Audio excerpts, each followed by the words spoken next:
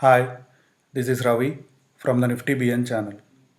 In this video, I would be discussing the ratio covered put writing trade on the Nifty 50 index that I took on Monday 7th September 2020 and closed this morning. But before we dive into the topic, let's have a quick recap of what a ratio covered put writing strategy is. Want to meet like minded traders and discuss option strategies, adjustments, and more? Just type in Discuss Nifty in your Telegram search box and join the friendly trader community.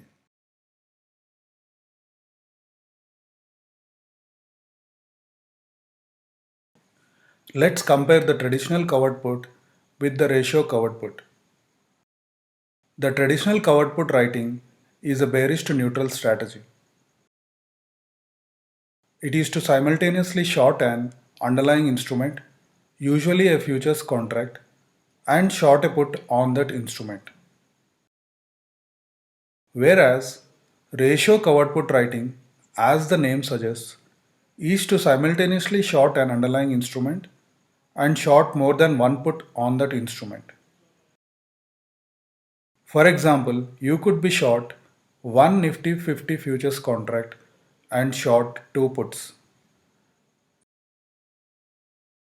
Time decay or theta helps the position, while gamma hurts it. The most effective strike price for the put option in this strategy is slightly in the money or at the money, as these options typically have the most time premium. In my setup though, I add an out of the money put to eliminate the entire downside risk. Though theoretically it is no more a ratio covered put writing setup, I prefer to call it so just to differentiate between the traditional covered put setup and this setup. Now let's jump to the actual trade.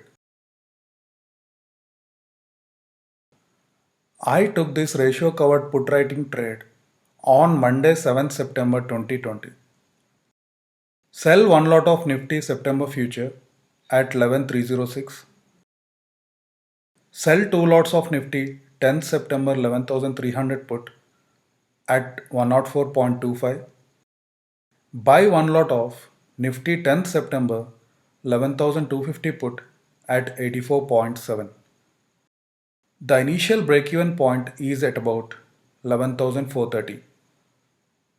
To move the break-even point higher, I added an out-of-the-money call diagonal to the initial setup.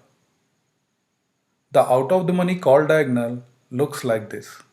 Sell one lot of Nifty 10th September 11,500 call at 27.5. Buy one lot of Nifty 10th September 11,600 call at 48.7. This leg managed to push the break-even point higher to about 11,490 to 500 levels. But it came at a cost. It reduced the profit that I would make if the market makes a down move slightly. On 8th September 2020, that is, the day after I took the trade, Nifty moved to 11,430 levels. I then added another out of the money call diagonal to the initial setup to push the break even point even higher. The second out of the money call diagonal looks like this. Sell one lot of Nifty 10th September 11,550 call at 18.7. Buy one lot of Nifty 10th September 11,650 call at 40.5. Again, this leg managed to push the break-even point higher to about 11,520 to 530 levels, but reduce the profit that I would make if the market makes a down move slightly.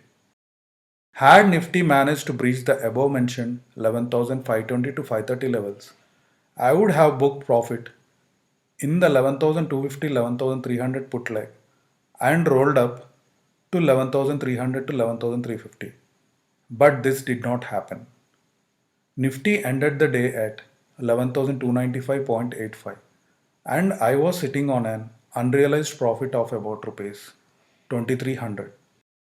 On Wednesday, that is on 9th September 2020, Nifty had opened gap down at 11,215.55 against the previous close of 11,295.85, and I closed the trade as I was seeing a profit of about rupees 3500, which was about 60% of the max profit I could make on the trade. I did not want to hold the trade to expiry as the global cues were confusing. Now let's look at one of the common mistakes made by beginner traders when they start trading options. On the other side of the video, we would look at the final P&L of the trade. Mistake number 9. Bottom fishing. It is virtually impossible to gauge how low a stock can go. Just because a stock is trading at a historical low, or just because a stock's current price to earnings ratio is below its multi year average, does not make it a good buy. Investors need to understand the importance of catching the falling knife for value. More times than not, it is the retailers and first time investors who get trapped at higher prices. Remember that bargain hunting works for shopping and not for trading or investing. To understand it better, let's look at an example of S Bank. S Bank was at an all time high level of rupees 404 in August 2018.